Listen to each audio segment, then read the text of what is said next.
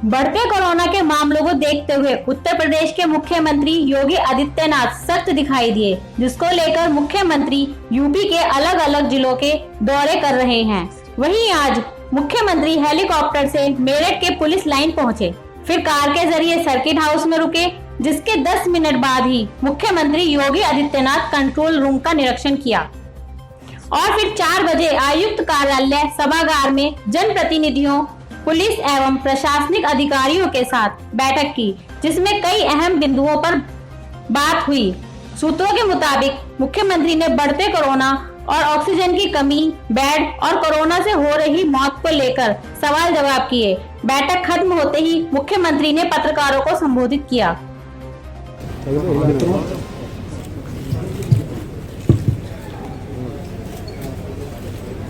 Corona महामारी के खिलाफ देश की जो लड़ाई चल रही है, आदरणीय प्रधानमंत्री जी के मार्गदर्शन में इस सदी की सबसे बड़ी महामारी से पूरा देश और पूरी दुनिया जूझ रही है। भारत में फर्स्ट वेव का मुकाबला पूरी मजबूती के साथ किया और सेकेंड वेव वर्तमान में हम सबके सामने चुनौती देते हुए खड़ी है। देश के अंदर सबसे बड़ी आबादी का राज्य होने के नाते उत्तर प्रदेश पूरी मजबूती से इस लड़ाई को लड़ रहा है। फर्स्ट वेव में आदरणीय प्रधानमंत्री जी ने कुछ मंत्र दिए थे कोरोना से लड़ने के लिए कि ट्रिपल ट्री पर हमें ध्यान देना पड़ेगा। Trace, test and treat. Early and aggressive campaign के माध्यम से हम इस लड़ाई को बहुत मजबूती के साथ आगे बढ़ा सकते हैं। फर्स्ट वेव में यह आशंका व्यक्त की थी विशेषज्ञों ने कि उत्तर प्रदेश में एक्टिव केस 1 लाख से ज्यादा जाएंगे और उत्तर प्रदेश में एक्टिव केस 67,000 पर नियंत्रित गए थे और फर्स्ट वेव में जो यहां पर प्रतिदिन आने वाले जो मैक्सिमम केस थे वो 7,200 तक पहुंचे थे। सेकेंड वेव जब आई महाराष्ट्र के अंदर, दिल्ली के अंदर, जब पॉजिटिविटी बहुत ज्यादा बढ़ गई तो दुनिया के विशेषज्ञों ने, देश के भी विशेषज्ञों ने आशंका व्यक्त की कि महाराष्ट्र और दिल्ली की स्थिति जो उत्तर प्रदेश तो आबादी का सबसे बड़ा राज्य है, इसकी क्या स्थिति होगी। और उन्होंने आशंका व्यक्त की थी कि 25 अप्रैल से लेकर के 10-15 मई के बीच में 1 लाख केस प्रतिदिन उत्तर प्रदेश में आएंगे।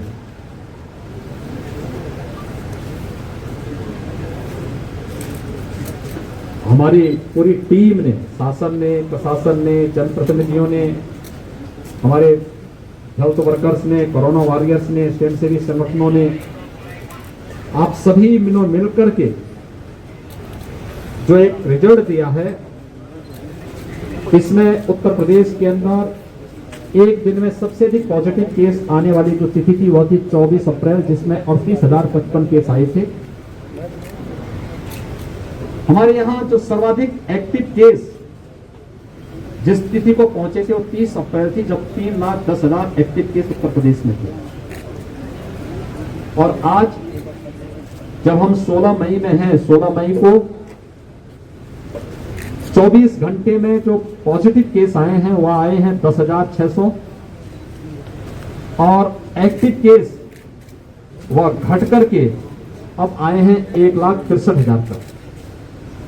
यानी हम लोगों ने पिछले 15 दिनों के अंदर एक्टिव केस 1,47,000 से अधिक एक्टिव केस उत्तर प्रदेश के अंदर कम हुए हैं।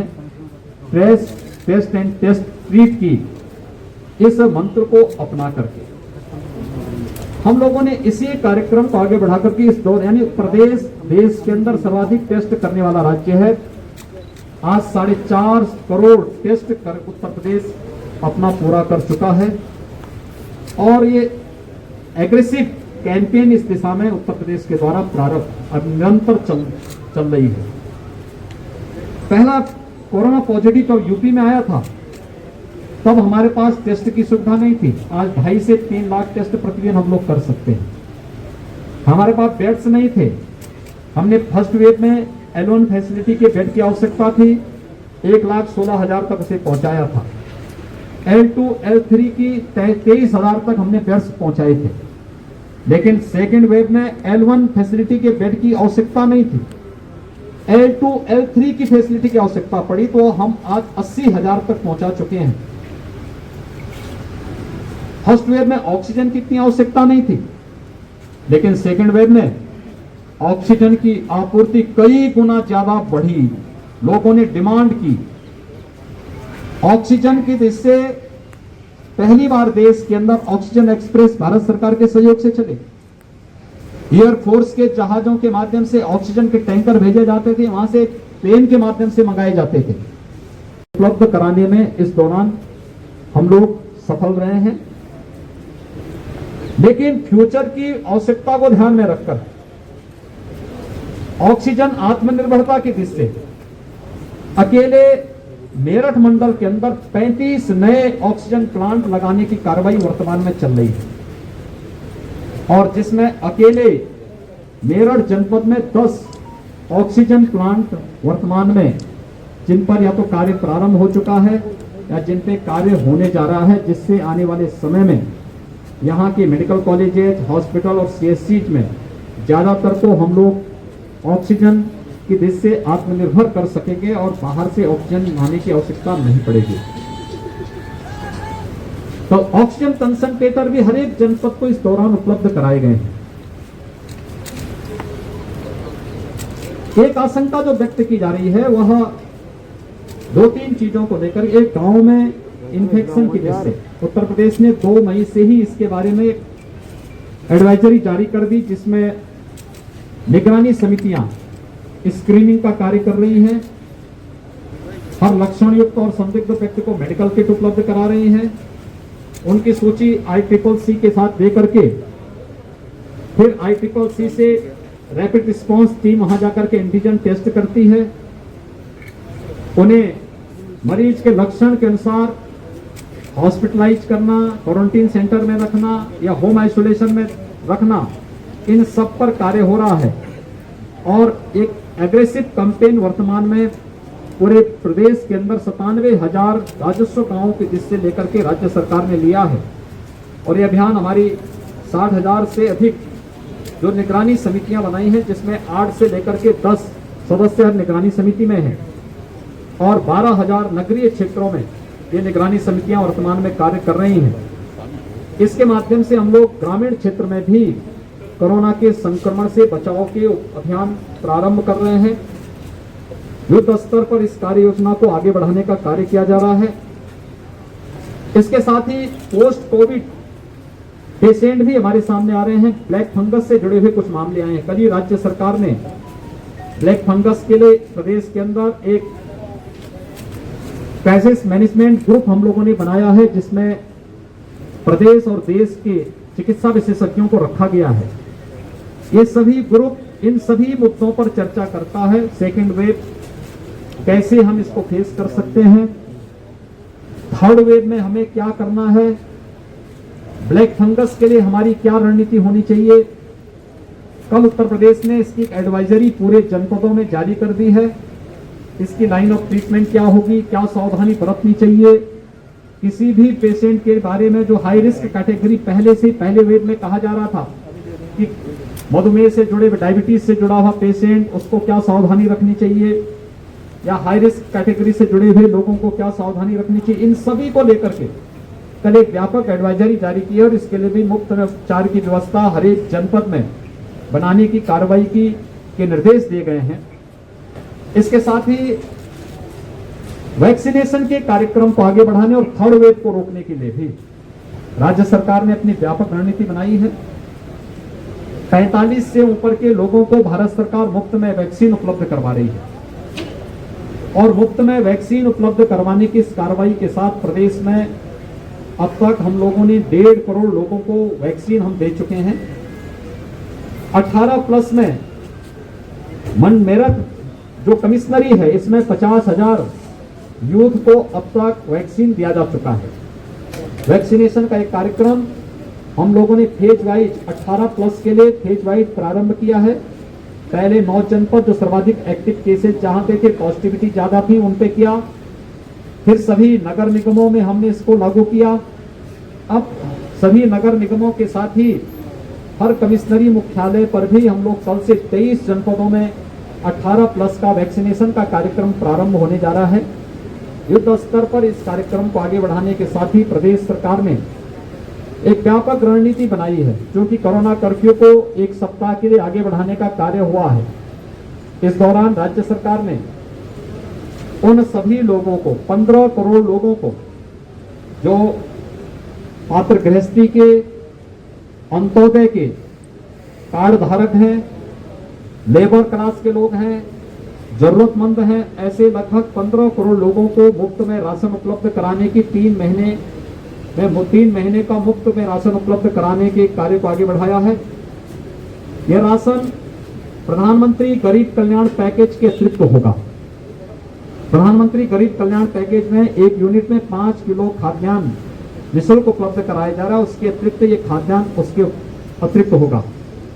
इसके अलावा स्ट्रीट वेंडर, रिक्शा चालक, ई रिक्शा चालक, जितने भी लेबर, संगठित और संगठित क्षेत्र के जितने भी लेबर हैं, हमारे नाविक हैं, कुली हैं, पल्लेदार हैं, मोची हैं, नाई है, धोबी है, इन सभी लोगों को भी जो प्रतिदिन कमाते थे और उससे अपने परिवार की आजीविका चलाते थे, उनको भरण पोषण भत्ता भी देने की व्यवस्था राज्य सरकार ने कल इसको स्वीकृति दी है। और हर एक जनपद में हम लोगों ने इसकी व्यापक योजना बना करके इसको लागू करने का कार्य किया है। थर्ड वेव को रोकने के लिए भी अभी से कार्य योजना हमारी प्रारंभ हो चुकी है। स्वच्छता, sanitization, fogging, high risk category को अवेयरनेस के लिए जागरूक करना और अवेयरनेस के व्यापक कार्यक्रम को आगे बढ़ाना। पब्लिक एड्रेस सिस्टम के माध्यम से लगातार लोगों में अवेयरनेस के कार्यक्रम को आगे बढ़ाने की कार्रवाई चल रही है। हर एक जनपद में, मेडिकल कॉलेजेस में, डिस्ट्रिक्ट हॉस्पिटल में हम लोगों ने एक व्यवस्था की है कि वहां पे पीडियाट्रिक का आईसीयू का निर्माण अभी से प्रारंभ हो जाए। उत्तर प्रदेश के पास इंसेफ्लाइटिस से लड़ने का अनुभव है। हम लोगों ने इसकी व्यापक कार्य योजना पहले से बनाई है। इंसेफ्लाइटिस में मौत के आंकड़ों को हम 95% कम करने में सफल हुए हैं और इस समय हम लोगों ने उसी तर्ज पर थर्ड वेव को फेस करने के लिए भी अपनी एक व्यापक रणनीति को आगे बढ़ाने का कार्य किया है। हमारी जो प्रदेश के अंदर विशेषज्ञों की समिति है, वह निरंतर इस पर कार्य कर रही है। भारत सरकार के मार्गदर्शन में, भारत सरकार के सहयोग से हम इसको भी नियंत्रित करने में सफल होंगे। मेरी आप सबसे भी अपील होगी कि इस महामारी से लड़ने में एक बहुत बड़ा रोल अवेयरनेस का होगा और मीडिया का बहुत बड़ा रोल हो सकता है पब्लिक अवेयरनेस में। हाई रिस्क कैटेगरी से जुड़े हुए लोग, जो पहले चरण से ही, पहले फर्स्ट फेज से ही कहा जा रहा है कि फर्स्ट वेव के समय की हाई रिस्क कैटेगरी के लोग बाहर न निकले, जिन्हें ब्लड प्रेशर है, जिन्हें शुगर है, जो कैंसर के रोगी हैं, जो हार्ट के पेशेंट हैं या किडनी के पेशेंट हैं, वे घर से बाहर न निकलें, घर में भी मास्क लगा करके चलें। गर्भवती महिलाएं हैं, 60 साल से ऊपर के लोग हैं, 10 साल से नीचे के बच्चे हैं, कम इम्यूनिटी के लोग हैं, ये लोग घर के बाहर न निकलें। शेष अन्य लोगों को निकलना ही हो तो मास्क लगा करके चलें। मास्क और 2 गज की दूरी का पालन करें। किसी वस्तु को छू रहे हैं तो सैनिटाइजर से हाथ साफ कर लें या साबुन पानी से साफ करें, हाथ साफ करें। इन सभी नियमों के बारे में अगर पब्लिक को हम अवेयर कर सकें, जागरूक कर सकें, तो एक बहुत बड़ा कार्य जो है कोरोना को रोकने की दिशा से और उसके चेन के संक्रमण की चेन को ब्रेक करने में हम लोग काफी हद तक सफल हो सकते हैं। देश की कोरोना के खिलाफ इस लड़ाई में आपके माध्यम से भी सभी लोग जागरूक हो सकेंगे। इस अपील के साथ आप सबको बहुत बहुत धन्यवाद।